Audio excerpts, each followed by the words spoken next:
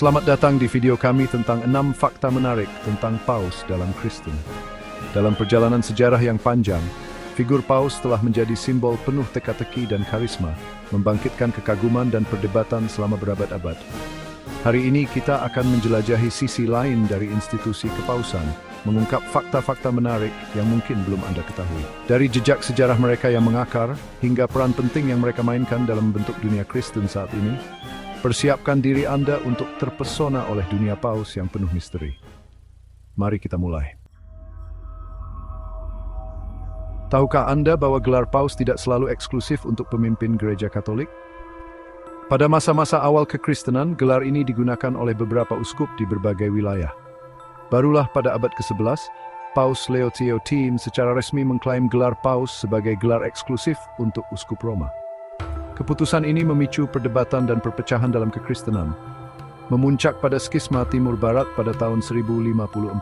Peristiwa ini memecahkan gereja Roma dan gereja Ortodoks Timur, yang masing-masing memiliki pandangan berbeda tentang otoritas kepausan. Salah satu fakta menarik tentang Paus adalah tradisi nama kepausan.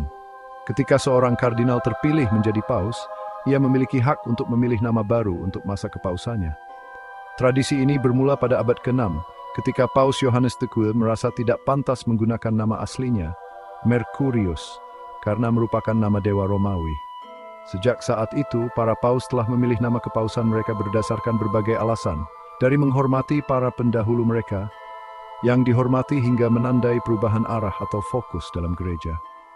Nama kepausan dapat mencerminkan aspirasi, nilai-nilai, atau strategi seorang paus untuk masa jabatannya. Tahukah Anda bahwa pernah ada periode dalam sejarah gereja Katolik di mana terdapat 2 bahkan 3 orang yang mengklaim sebagai paus yang sah? Periode ini yang dikenal sebagai skisma Barat berlangsung antara tahun 1378 hingga 1417. Menimbulkan kebingungan dan perpecahan besar dalam gereja.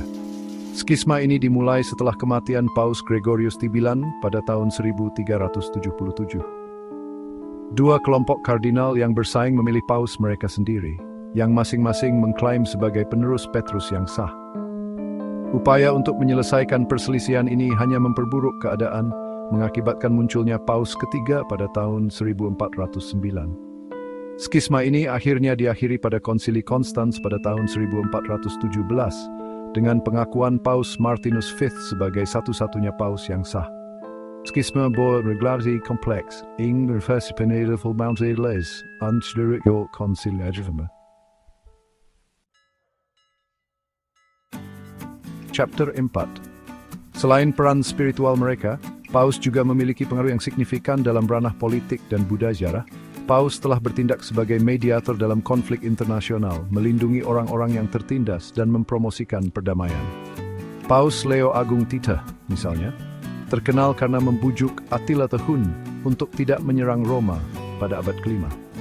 Demikian pula, Paus Yohanes Paulus memainkan peran penting dalam runtuhnya komunisme di Eropa Timur pada akhir abad ke-20. Pengaruh Paus melampaui batas-batas agama, membentuk kembali lanskap politik dan sosial dunia.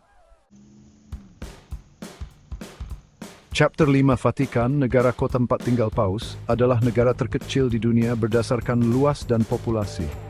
Terletak di dalam kota Roma, Italia, Vatikan adalah pusat gereja Katolik dan rumah bagi beberapa karya seni dan arsitektur Renaissance yang paling ikonik, termasuk Basilika Santo Petrus dan Kapel Sistina.